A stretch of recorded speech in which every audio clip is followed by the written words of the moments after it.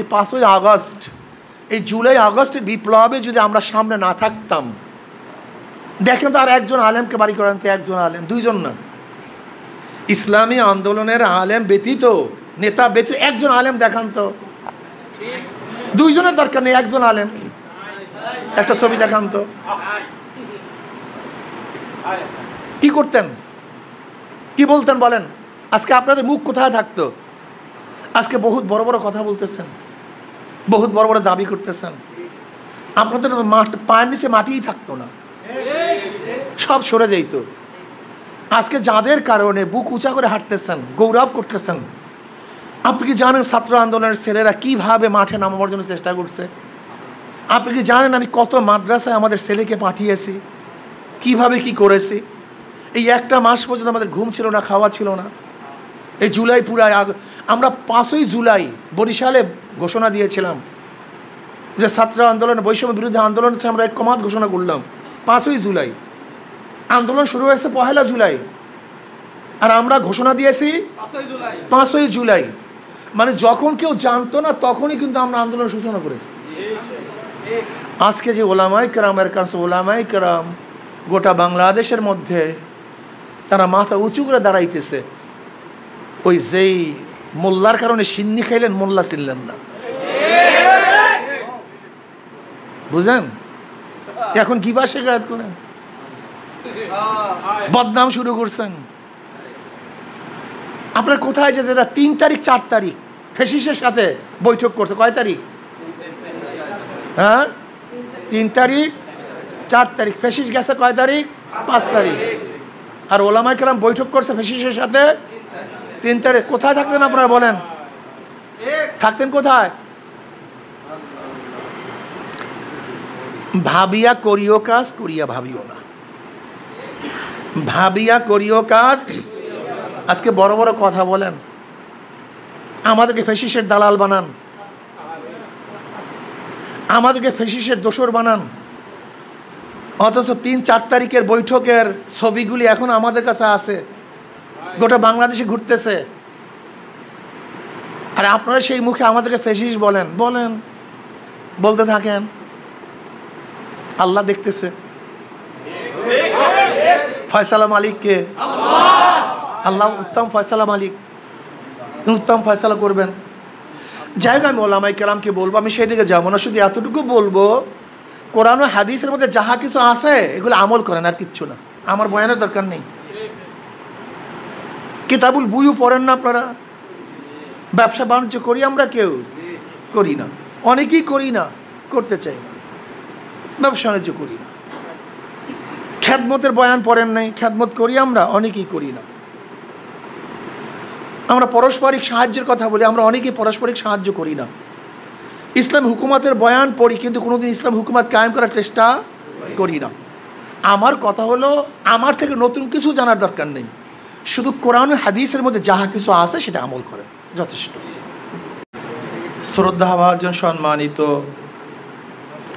জাতির সর্বশ্রেষ্ঠ সন্তান হযরত ওলামায়ে কেরাম, ইসলাম প্রিয় দেশপ্রেমী ভাইয়েরা, আমার কথা একেবারেই সংক্ষিপ্ত। আমাদের হজরত আব্দুল হক আজাদ সাহেব দামাত বরকাতুল আলিয়া সংক্ষিপ্ত সময় অনেক কথা বলে ফেলেছেন। যারা বুঝছেন তো অনেক দূরই বুঝছেন, আর যারা বুঝেন নাই তারা হয়তো বোঝার চেষ্টা করবেন আসলে হজরত কি বলেছেন। বোঝা উচিত। টেকনাফ থেকে তেঁতুলিয়া, রূপসার থেকে পাথুরিয়া পর্যন্ত হাজার হাজার ওলামায়ে কেরাম, আমার জানা মতে বেলকুচি থানায় যেই পরিমাণের দাওরা মাদ্রাসা, এরকম অন্য অন্য থানায় আছে বলে আমার জানা নেই। এমনকি অনেক জেলাতেও একটা দাওরা মাদ্রাসা নেই। কিন্তু বেলকুচি থানার এই ছোট্ট একটা এরিয়ার মধ্যে প্রায় 60টার উপরে দাওরা মাদ্রাসা, মানে পুরুষদের না, বেশি, আর মহিলা তো আছি। হাজার হাজার ছাত্র, হাজার হাজার ওলামায়ে কেরাম। কিন্তু আমাদের বাউন্ডারির মধ্যে আমাদের ক্ষমতা, কিন্তু বাউন্ডারির বাইরে কিন্তু আমাদের কোনো ক্ষমতা নেই। বাউন্ডারির মধ্যে আমাদের শ্রদ্ধা সম্মান, বাউন্ডারির বাইরে কিন্তু আমাদের শ্রদ্ধা সম্মান নেই। বাউন্ডারির মধ্যে আমাদের কথা মানে, বাউন্ডারির বাইরে কিন্তু কেউ আমাদের কথা মানতে চায় না। এটা বাস্তবতা, সহজ কথা। আমরা বাউন্ডারির মধ্যে পরিবর্তনের ব্যাপারে অনেক ভূমিকা রাখি, কিন্তু বাউন্ডারির বাইরে সমাজ পরিবর্তনের ব্যাপারে আমাদের ভূমিকা কি, এই ব্যাপারে অবশ্যই আমাদের চিন্তা ভাবনা করা উচিত, ঠিক না? যে আমরা আমাদের বাউন্ডারির মধ্যে যেই সংশোধন করি, পরিচালনা করি, আসলে সমাজের মধ্যেও কি আমাদের কিছু কাজ আছে কি নেই, সেই দায়িত্বকে আমরা ঠিকমতো পালন করছি কি করছি না, এগুলি অবশ্যই আমাদের ভাবা উচিত। ভাবতে হবে আপনাকে আমাকে, অবশ্যই ভাবতে হবে। উখরিজাত লিন্নাস, আমাদেরকে গোটা মানব জাতির জন্য আল্লাহ পাক বের করেছেন, গোটা মানব জাতির জন্য। গোটা মানব জাতির চিন্তা আপনাকে আমাকে করতে হবে, এই মানুষের চিন্তা ভাবনা আপনাকে আমাকে করতে হবে। কিন্তু আপনার মাথায় কি আমার মাথায় আছে এই গরিব দুঃখী মেহনত মানুষটা কিভাবে ক্ষুধা নিবারণ করবে, এই বস্ত্রহীন মানুষটা কিভাবে বস্ত্র পরিধান করবে, এই অসুস্থ মানুষটা কিভাবে সুস্থ হবে, এই বিধবা মহিলা কিভাবে খাওয়া দাওয়া করবে, এই মিসকিন এতিম কিভাবে পড়াশোনা করবে।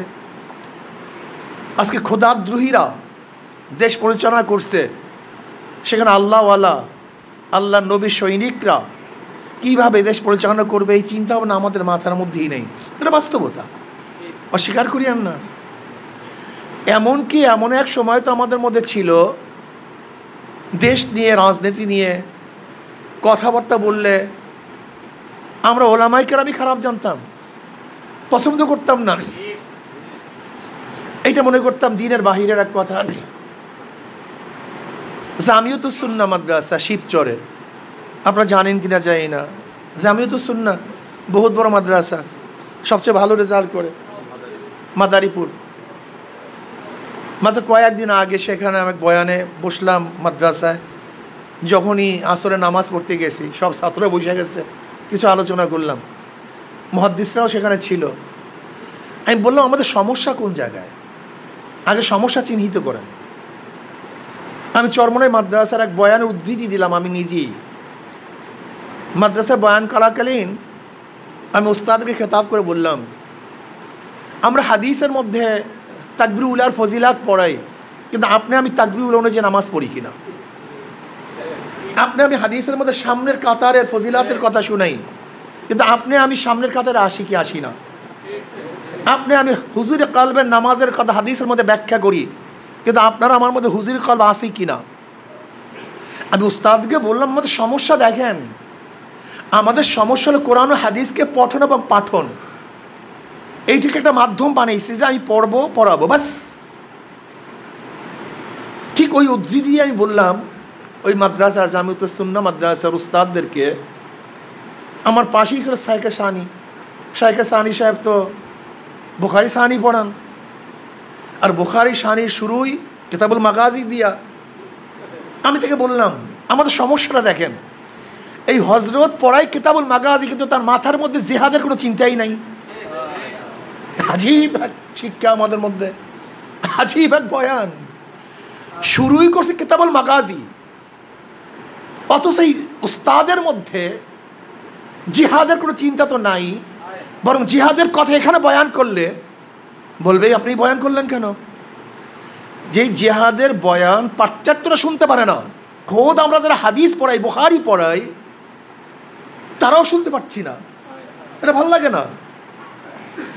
আমি বললাম নবী আলাইহিস সালাতু ওয়াস তলোয়ার চালান নাই, গালা চালাইছি। আমি বললাম আজকে কিতাবুল মাগাজি বা কিতাবুল জিহাদ যে মুহাদ্দিস সাহেব পড়ান, উনি যদি মাজার মধ্যে গামছা বেঁধে এই মাঠের মধ্যে তলোয়ার নিয়ে এরকম করে, আপনারা কি বলবেন? তাহলে হুজুরটি গুমরা হয়ে গেছে, হুজুরটি নষ্ট হয়ে গেছে, হুজুর তলোয়ার নিয়ে এরকম করে কেন? চিন্তা করে দেখেন না অবস্থাটা কি, বলেন তো। ধরে নেন আপনাদের মাদ্রাসার মুহতামিম সাহেব বা মুহাদ্দিস সাহেব যদি আজকে মাঠের মধ্যে একটা তলোয়ার নিয়ে নামে আর বলে এই যে তলোয়ার দেখো, নবী আলাইহিস সালাম তলোয়ার, লা আইবা ফীহিম গায়রা আন্না সুয়ুফাহুম ফীহিন্না ফালুলুম মিন কারাই কাতাইবি, এই যে দেখো সেই তলোয়ার, মুসলমানদের সিফাত চরিত্র, যাদের চরিত্র হলো এই, যে তারা তলোয়ারবাজি করতে করতে করতে করতে তাদের তলোয়ারের মধ্যে কিছু ক্ষতবিক্ষত হয়ে গেছে, এছাড়া চরিত্রের মধ্যে কোনো দোষ নেই। মনে নেই ওরওয়া সেই তলোয়ার সম্পর্কে, জুবাইর রাদিয়াল্লাহু তাআলা তলোয়ার সম্পর্কে ওরওয়া যে আব্দুল্লাহ বিন মালিক বিন মারওয়ারের কাছে যে কথা বলেছিল, বুখারীর মধ্যে দেখেন নাই, বুখারী সাহিহের মধ্যে। কিন্তু এই বয়ান যদি এখন কেউ করি আর তলোয়ার নিয়ে নামি, আপনি আমাকে কি বলবেন? হুজুর তো দরবেশি না, পীর না, হুজুরে এ হুজুর তো পীরই না, এ তলোয়ার নিয়ে আনছে দেখো। ধরে নেন আমি যদি একটা যুদ্ধের পোশাক নিয়ে রাস্তায় নামি, আপনারা কি বলবেন? হুজুর তো গোমরাহ হয়ে গেছে, নষ্ট হয়ে গেছে। অথচ নবী আলাইহিস সালাতু ওয়াস সালাম পোশাকের তারিফ আমরা করি, তিনি এই যুদ্ধের পোশাক পরেছেন, এই হেলমেট পরেছেন, এইটা করেছেন, সেইটা করেছেন। কিন্তু যদি আমি এখন পড়ি, আপনারা কি বলবেন বলেন তো? হুজুর তো পীরই না, আরে হুজুর নষ্ট হয়ে গেছে, মনে হয় হুজুর গোমরাহ হয়ে গেছে। আজীব এক লোক আমরা আজীব এক লোক, বিশ্বাস করবেন না। আশিদ্দাউ আলাল কুফফার রুহামাউ বাইনাহুমের তারিফ, প্রশংসা আমরা কতই করি, লেকিন আমি যদি করে বেঈমানের সাথে রাগারাগি করি, আরে হুজুর তো বুঝবো না, হুজুর চটাচুরি করে কেন, রাগারাগি করে কেন? অথচ এইমাত্র কোরআন শরীফ পড়াইছেন আশিদ্দাউ আলাল কুফফার রুহামাউ বাইনাহুম। আসলে আমি যেটা দেখছি, আমাদের মূল সমস্যা হলো কি পড়তেছি কি পড়াইতেছি নিজেও জানি না। কি পড়তেছি কি পড়াইতেছি, আমি এইটাকে এলাম, বাস এলাম, এইটাকে এলাম বা শিক্ষা। কিন্তু আপনি কি ভেবেছেন কোরআন ও হাদিস একটা সাহিত্য, এটা কবিতা, এটা কি গল্প? শুধু সাহিত্য চর্চা করলাম বাস, আমি কবিতা চর্চা করলাম বাস, এটা কি সেই বিষয়? বরং আমাদের হাজার ওলামায়ে কেরামের মধ্যে এখন জিহাদের বয়ান করলে, আমাদের মসজিদে আপনাদের মসজিদে জিহাদের বয়ান হয়? বলেন বলেন। যদি কোনো উস্তাদ জিহাদের বয়ান করে, দেখবেন কায়েত তার চাকরি শেষ, তার চাকরি শেষ, এ গোমরাহ হয়ে গেছে, এ নষ্ট হয়ে গেছে। তার মানে আপনি নাসেক, আপনি কোরআন ও হাদিসকে মানসুব করে দিচ্ছেন, বাস বাদ, এইটা বাদ, এই চ্যাপ্টার বাদ, এই চ্যাপ্টার বাদ, এই চ্যাপ্টার বাদ। খোদ আপনি খোদা এবং নবী দাবি করছেন। আপনি যদি চিন্তা করছেন, আপনি খোদা এবং নবী দাবি করছেন। কারণ কোরআন ও হাদিসের মধ্যে যাহা কিছু আছে বাদ দেওয়ার ক্ষমতা, জোরে বলেন, যদি বাদ দেন, যদি পছন্দ না হয়, যদি ঘি না হয়, আপনি চিন্তা করছেন আপনি কোন পর্যায়ে পুষছেন? অথচ নিজেকে বুজুর্গ মনে করতেছি, আমি সবচেয়ে বড় বুজুর্গ। বিশ্বাস করবেন না, বুজুর্গরা একটা আলামত বাতাই। গোটা নবীদের মধ্যে শ্রেষ্ঠ নবী আমার নবী আলাইহিস সালাতু ওয়াস সালাম। সমস্ত নবীর পরে শ্রেষ্ঠ 4 জন, আবু বকর, ওমর, ওসমান, আলী রাদিয়াল্লাহু আনহুম। সবচেয়ে শ্রেষ্ঠ 5 জন আমার নবী আর 4 খোলাফায়ে রাশিদিন, এরা সর্বশ্রেষ্ঠ। এই 4 জন দেশের প্রধান, জোরে বলেন 4 জন। আর 5 জন, এই 5 জন দেশের প্রধান। আমার নবীও দেশের প্রধান, খোলাফায়ে রাশিদিনরাও রাষ্ট্রের প্রধান। এখন আমি যদি রাষ্ট্রের কথা বলি, তাহলে এ তো বুজুর্গ না, এ তো দরবেশি না, এ তো আলেম না। আজীব, যেই 5 জন সর্বশ্রেষ্ঠ, 5 জন রাষ্ট্রের প্রধান, অর্থাৎ রাষ্ট্রের কথা বললি কলে আলেম না, এ বুঝে না, এলেম থেকে মাহরুম, মনে হয় কোনো উস্তাদের বরদোয়া, নয়তো সে রাষ্ট্রের কথা বলবে কেন? কি আশ্চর্য হয়ে গেছেন আমার কথাগুলির বাস্তবতা আছে কি নেই? বুজুর্গি মানি রাষ্ট্রের থেকে অনেক দূরে থাকা। তো বর্তমানে বুজুর্গি মানি কি? রাষ্ট্রের থেকে দূরে থাকা। যে রাষ্ট্রের কাছে আসবে সে তত গোমরা দুনিয়াদার। অথচ আমরা কোরআন হাদিসে দেখি কি, রাষ্ট্রের যারা প্রধান ছিলেন তারা সবচেয়ে বড় বুজুর্গ ছিলেন। সেই মাথা আমাদের মধ্যে নাই, নাই, মাথার কাছে চলে গেছে, বলতেও পারি না। এখানে কয়জন আসি যে অন্যের মোকাবেলা করতে গিয়ে রক্ত জড়াইছি? কয়জন আসি বলেন? অথচ নবীর রক্ত জড়াবার ইতিহাস পড়তে পড়তে পড়তে পড়তে শুনাইতে শুনাইতে করো কান্না কান্স, কিন্তু জীবনেও নিজে জীবনে রক্ত জড়াইনি, এক ফোঁটাও না।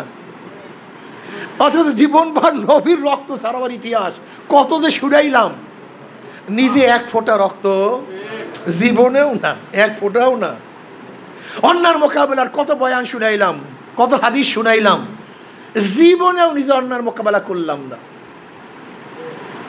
দেখছি, চলে আসছি। আজকে সমাজের মধ্যে এত ডাকাতি, এত চুরি, এত অন্যায়, এত অবিচার, সব কিছু বাদ দেন। এই 5ই আগস্ট, এই জুলাই আগস্টের বিপ্লবে যদি আমরা সামনে না থাকতাম, দেখেন তো আর একজন আলেমকে বাড়ি করেন তো, একজন আলেম, দুইজন না, ইসলামী আন্দোলনের আলেম ব্যতীত, নেতা ব্যতীত একজন আলেম দেখান তো। দুইজনের দরকার নেই, একজন আলেম, একটা ছবি দেখান তো। কি করতেন, কি বলতেন বলেন? আজকে আপনাদের মুখ কোথায় থাকতো? আজকে বহুত বড় বড় কথা বলতেছেন, বহুত বড় বড় দাবি করতেছেন, আপনাদের পায়ের নিচে মাটিই থাকতো না, সব সরে যাইত। আজকে যাদের কারণে বুক উঁচা করে হাঁটতেছেন, গৌরব করতেছেন, আপনি কি জানেন ছাত্র আন্দোলনের ছেলেরা কিভাবে মাঠে নামাবার জন্য চেষ্টা করছে? আপনি কি জানেন আমি কত মাদ্রাসায় আমাদের ছেলেকে পাঠিয়েছি, কিভাবে কি করেছি? এই একটা মাস পর্যন্ত আমাদের ঘুম ছিল না, খাওয়া ছিল না। এই জুলাই পুরাই আমরা 5ই জুলাই বরিশালে ঘোষণা দিয়েছিলাম যে ছাত্র আন্দোলন, বৈষম্য বিরুদ্ধে আন্দোলন হচ্ছে, আমরা ঐক্যমত ঘোষণা করলাম 5ই জুলাই।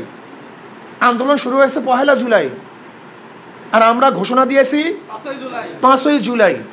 মানে যখন কেউ জানতো না তখনই কিন্তু আমরা আন্দোলন সূচনা করেছি। আজকে যে ওলামায়ে কেরামের কাছে, ওলামায়ে কেরাম গোটা বাংলাদেশের মধ্যে তারা মাথা উঁচু করে দাঁড়াইতেছে, ওই যেই মোল্লার কারণে সিন্নি খাইলেন, মোল্লা ছিলেন না, বুঝেন? এখন কি বা শেখায়ত করেন, বদনাম শুরু করছেন। আপনার কোথায় যে যেটা 3 তারিখ 4 তারিখ ফেসিসের সাথে বৈঠক করছে, কয় তারিখ? হ্যাঁ, 3 তারিখ 4 তারিখ। ফেসিস গেছে কয় তারিখ? 5 তারিখ। আর ওলামায়ে কেরাম বৈঠক করছে ফেসিসের সাথে 3 তারিখ। কোথায় থাকতেন আপনারা বলেন? থাকতেন কোথায়? ভাবিয়া করিও কাজ, করিয়া ভাবিও না। ভাবিয়া করিও কাজ। আজকে বড় বড় কথা বলেন, আমাদেরকে ফেসিসের দালাল বানান, আমাদেরকে ফেসিসের দোসর বানান, অথচ 3-4 তারিখের বৈঠকের ছবিগুলি এখন আমাদের কাছে আছে, গোটা বাংলাদেশে ঘুরতেছে। আর আপনারা সেই মুখে আমাদেরকে ফেসিস বলেন, বলেন, বলতে থাকেন। আল্লাহ দেখতেছে। ফয়সালা মালিককে, আল্লাহ উত্তম ফয়সালা মালিক, উত্তম ফয়সালা করবেন। যাই হোক, আমি ওলামায়ে কেরামকে বলবো, আমি সেই দিকে যাবো না, শুধু এতটুকু বলবো, কোরআন ও হাদিসের মধ্যে যাহা কিছু আছে এগুলো আমল করেন, আর কিচ্ছু না। আমার বয়ানের দরকার নেই। কিতাবুল বুইও পড়েন না আপনারা? ব্যবসা বাণিজ্য করি আমরা? কেউ করি না, অনেকেই করি না, করতে চাই না, ব্যবসা বাণিজ্য করি না। খ্যাদমতের বয়ান পড়েন নাই? খ্যাদমত করি আমরা? অনেকেই করি না। আমরা পারস্পরিক সাহায্যের কথা বলি, আমরা অনেকেই পারস্পরিক সাহায্য করি না। ইসলাম হুকুমতের বয়ান পড়ি, কিন্তু কোনোদিন ইসলাম হুকুমত কায়েম করার চেষ্টা করি না। আমার কথা হলো, আমার থেকে নতুন কিছু জানার দরকার নেই, শুধু কোরআন ও হাদিসের মধ্যে যাহা কিছু আছে সেটা আমল করেন, যথেষ্ট।